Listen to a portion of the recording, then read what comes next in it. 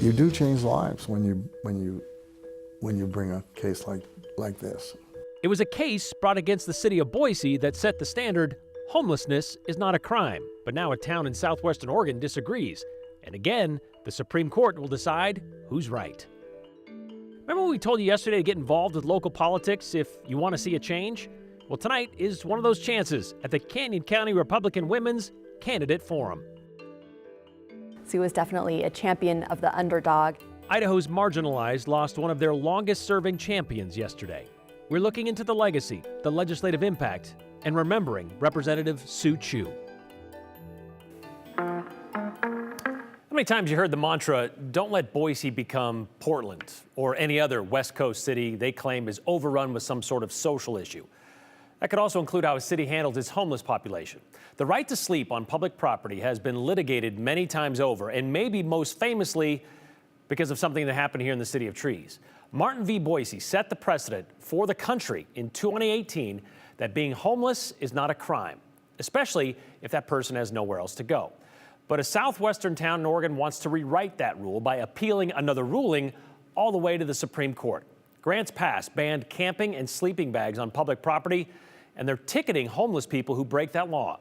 The Ninth Circuit told them they couldn't do that, citing Martin, calling the city's laws cruel and unusual punishment. So could the highest court in the land redecide the law of the land? Here's Andrew Bartline. The gears on a soon-to-be 200-some Boise bed homeless shelter are finally starting to mesh. It's such a relief. It's such a joy. Now years in the making. 3.5. For Jody Peterson-Steigers. That's what's required to make sure that people aren't terribly traumatized by their homelessness. Because history shows they're not always welcome with open arms. These are real people who really are just trying to survive one night at a time. And at one point, that survival It makes no sense. was illegal. It doesn't solve the problem. Howard Belodoff changed that. Well, I brought the case. We identified the clients. We identified the issue.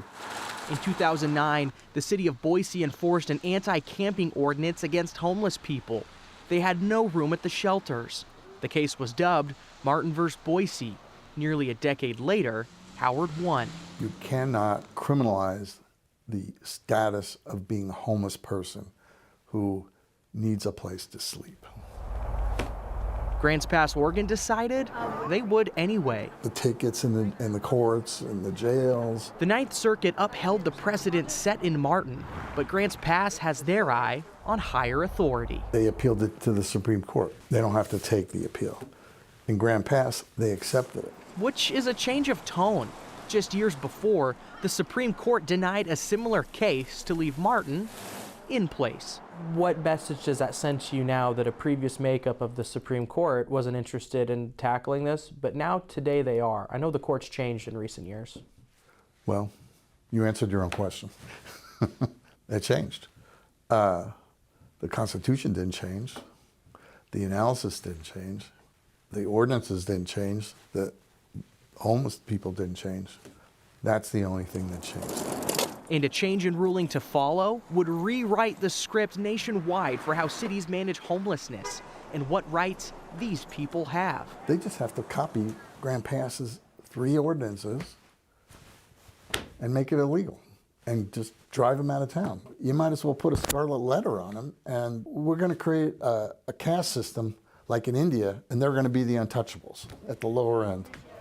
And it's not hypothetical. People are left on the street. Shelters do get full. And that's been going on for a while now, particularly in very high heat and very cold heat. There's 20 or 30 people that we can't serve. There's just no way. And after you're left behind, there's no easy way to define exactly what a home is. It feels like we're going backward instead of forward. But for many, Hard capped at 205 based on the conditional use permit. home is where you go when you have nowhere else to go. Some nights, that's the shelter.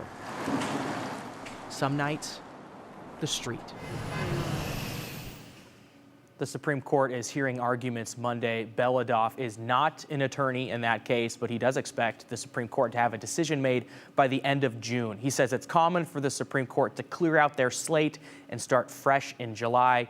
Howard also adds, or Howard Beladoff, I should say, encampments, Brian, are not a piece of this. This is for like an individual person, people as individuals, and no camping ordinances.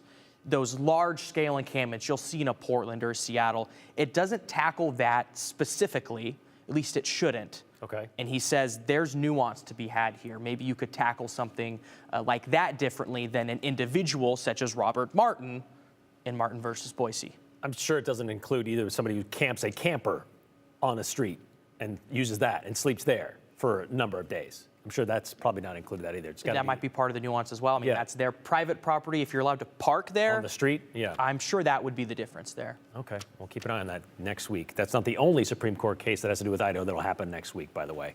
More on that next week. Well, in less than an hour, you can learn about Canyon County Republican candidates at a forum. Plus, a College of Idaho helmet was found and now returned after it was stolen Saturday by two 21-year-olds. Here's Morgan Romero with the 411. Is JJ safe? He is safe and happy. During the 6th day of Chad Daybell's murder trial, jurors heard a recorded phone call between Chad, his wife Lori, and Lori's friend Melanie Gibb from December of 2019. The same time, police were searching for Lori's missing kids, JJ Vallow and Tylee Ryan. Authorities later learned the kids were killed 2 months earlier. Chad's on trial for allegedly murdering and conspiring to murder JJ and Tylee, as well as his first wife, Tammy. Gibb was on the stand today and said Chad nervously warned her police would call her looking for JJ. Lori told Gibb to lie and say JJ was with her because that's what Lori told law enforcement. Gibb did initially lie to police. Gibb also said today Chad was the one behind many of Lori's beliefs about evil spirits, specifically the concept of rating people on a light and dark scale. Hear more of that phone call and testimony tonight on the news at 6. The Ada County coroner says the man killed in what Caldwell police called a domestic-related incident yesterday is 21-year-old Danny Borges Santiago. The coroner says he died after being shot in the abdomen. Caldwell police says the suspect is 33-year-old Felix Santiago Torres. Santiago Torres turned himself in and is charged with first-degree murder. He ran up and stole the helmet and ran out the front door and got in his pickup. Good news. Caldwell PD says they found the College of Idaho helmet that was stolen from Indian Creek Steakhouse Saturday. Police say 21-year-old Gabriel Martinez and 21-year-old Adeline Hernandez are both facing theft charges. The helmet is back at the Indian Creek Steakhouse. Plus, the CFI gave them a new helmet signed by the current team. Want to be informed on local politics? Tonight, the Canyon County Republican women are hosting a GOP candidate forum for all legislative, county prosecutor, and county commissioner candidates in Districts 9 through 13 and 23. It's in the Valley View High School auditorium. Times are staggered for different races. Runners are gearing up for the race to Roby Creek this Saturday at high noon. Ada County Highway District is also gearing up by clearing off the race route on Rocky Canyon Road. This year, the half marathon is in memory of John Robertson. He's the founder of Race to Roby, who passed away last November. Good luck to all you racers. That's your 411 on the 208. I'm Morgan Romero.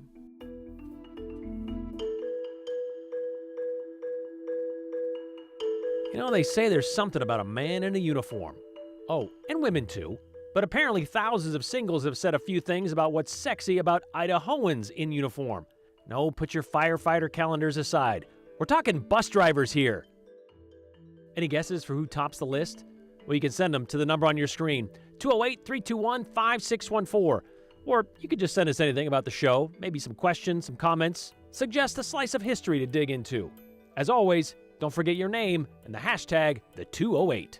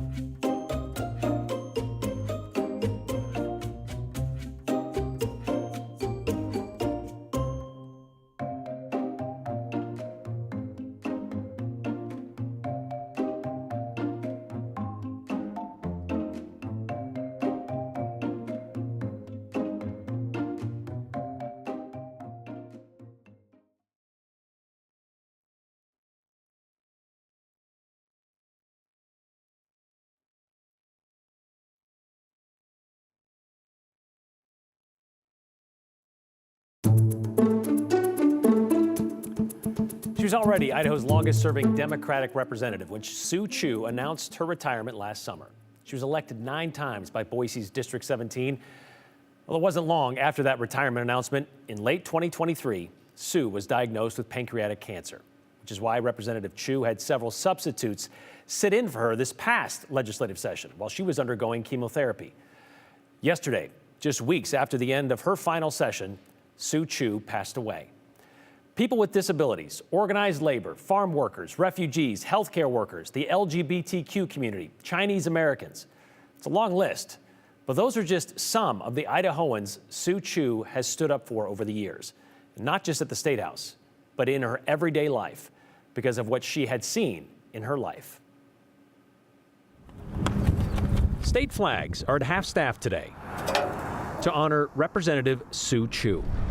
Someone who wasn't usually much louder than the wind, but she could also be just as strong. I'm very beholden to my ancestors and the folks that come before me. I'm very aware of that on a daily basis. Who Sue Chu was in Idaho can be traced back to who she was in California. My dad was one of the very first Chinese lawyers in California. A young Asian American growing up during the Civil Rights era. As a first and second grader, I was beaten every day. That wasn't going to stop her. She would graduate with a degree in pharmacy from the University of California and move to Idaho to specialize in geriatrics, a career focused on the forgotten. Which is why she wanted to get into politics, winning a seat in the State House in 2006. This is the nuts and bolts, so I'm taking really good notes and we're getting ready. That short statement, that first day of orientation, would set the tone for Sue's tenure. Soft-spoken, if at all. Sue was definitely a quiet leader. But she never spoke a lot on the floor. She was not a person who gave big fiery debates on the floor, but she worked very quietly behind the scenes. Representative Ilana Rubel. And I'm an intellectual property attorney. I do copyright, patent, trademark work. So happy to be here. Calls Sue her closest friend in the State House. I'm Sue Chu, and I'm in the district right next to hers. So linked by legislative district and their location in the House Health and Welfare Committee for nearly a decade. There were no multiple versions of Sue Chu.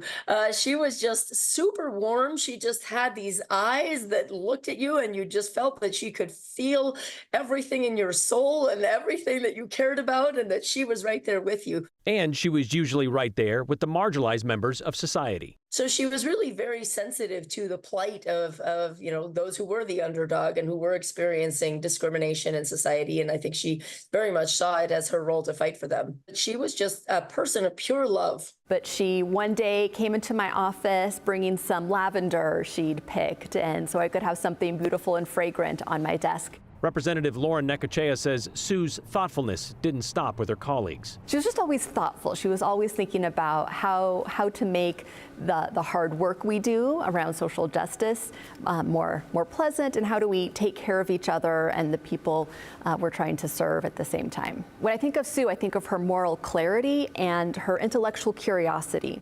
So with the idea of trying to consolidate all the foster care. She wanted to know the details about how policies worked, but she never lost that emphasis on the heart and who would be impacted, how policies could help or hurt Idahoans. And she was always thinking about who could be most marginalized, who could be left behind, who is not being represented or not at the table. And she wasn't afraid to go to other people's table. She was really tremendous at activating the community. She knocked doors like nobody else. To the chagrin of those who tried to follow in her footsteps. Do you know Sue Chu? And I said, oh, yes, I know Sue Chu. Great person. And whatnot. She says, yeah. You know, when Sue Chu came to visit, she washed all my dishes. And last month, Sue's fellow lawmakers honored her with a resolution for her 18 years as a representative. And whereas Sue Chu's public service has been honored with various community awards. While Sue sat in the gallery with her family, having just gotten out of the hospital where she'd been battling pancreatic cancer. The House will be at ease while we say thank you to Sue Chu.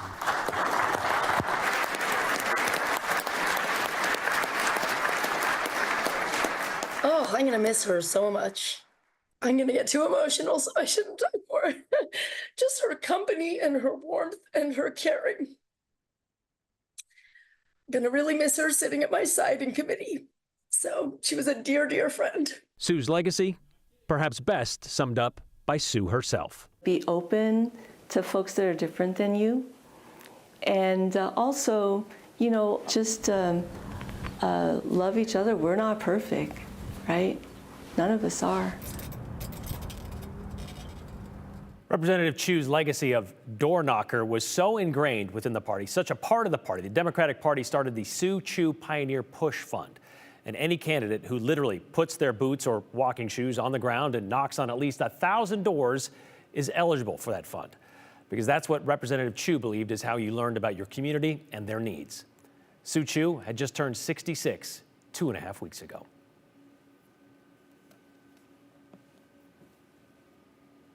I gotta log back into this.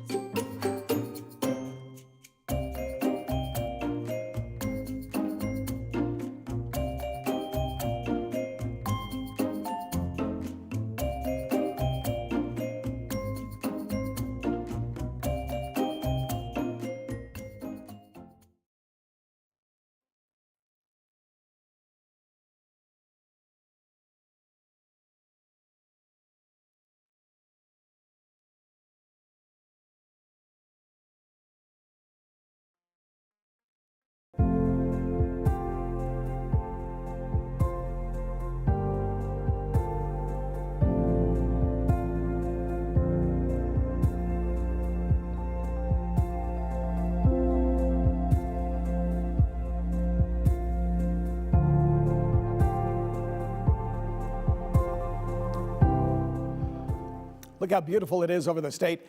Got some more pictures that I could show you. This is the Sun Valley area today as you're taking a look at Baldy. Snow on top. Here's a look from the top of Baldy down into Ketchum there. Of course, beautiful afternoon with the sunshine.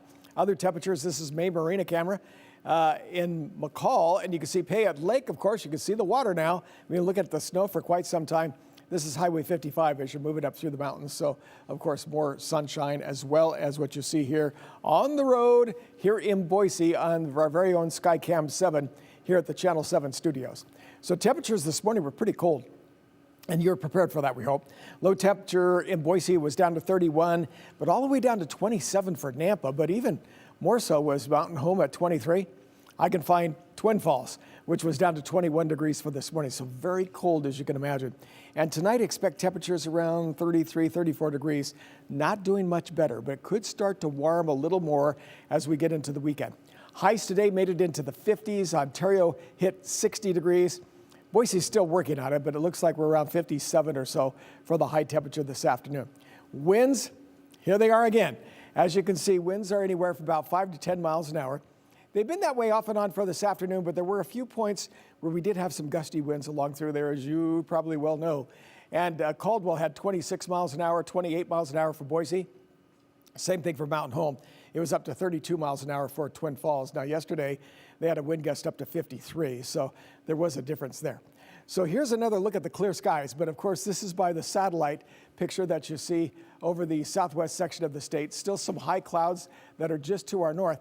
And this storm system that we had with a few light showers at the beginning of the week, it's way to our east, but the backside of that storm, of the low, is still coming in from the north, and that's why we still had some of those breezy conditions. Northern Idaho had some showers. Likely this is going to be breaking up as it comes in. So right now we're right into the middle of this point. This smaller storm system here, the backside of it, and this one coming in, that's going to be bringing up that southwesterly flow of air. So with that, well, we've had a few winds around, but the temperatures are warming. And tomorrow, we're expected to be above 60 degrees.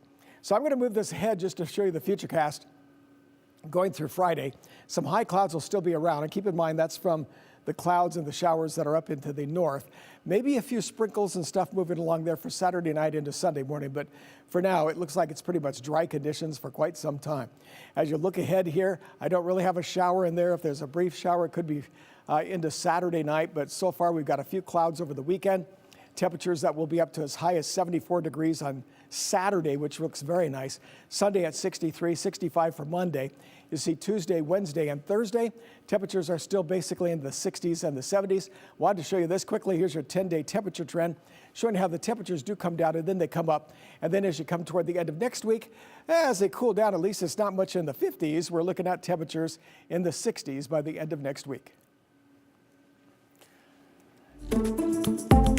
You know, we get lots of rankings and polls piling into our inbox. You know, Boise is the second best this, the more Idahoans eat the most of that, those kind of things. This one caught our eye, though. It came with the subject line that is, civic cuties. What could that mean, you might ask? Well, that's why we opened the email. And according to a news outlet we've never heard of called datingnews.com, it came from something called datingnews.com. Its headline says, Idaho's paramedics crowned sexiest uniformed heroes. Poll shows. Sexiest uniform heroes. They apparently took a poll of what uniformed professionals, quote, embody the virtues of dependability, diligence, and integrity, qualities that many singles seek in a partner, it says. Well, according to the so-called expert dating editors, 3,000 singles picked paramedics as, quote, uniform pros that make them weak at the knees, excluding the usual suspects like the fiery firefighters, the dashing police officers, and the gallant military members. So those three were excluded. So paramedics, top of the list. Paramedics, Idaho's #1 civic cutie, you say. Why? Well, it's all about their gear, what they're working with, apparently. Their uniform is not just clothing, they said. It's a badge of selflessness and a readiness to serve. Okay, so what stood out to us was also what was listed as number 2 and 3. Bus drivers came in number 2 because of their friendliness, admirable dedication to their timetables. Train drivers, which I believe are called engineers or conductors, I think, those are 3rd because they're the, quote, quiet pilots of the city's veins, which we don't even have here in Idaho. City's veins that are trains. Other honorable mentions include customs and border protection officers, street cleaners, environmental health inspectors, those kind of things. So if you do one of those jobs and you are single, congratulations, you probably won't be for long. Maybe if you wear that ready-to-serve uniform on a first date, it might help you get a second one.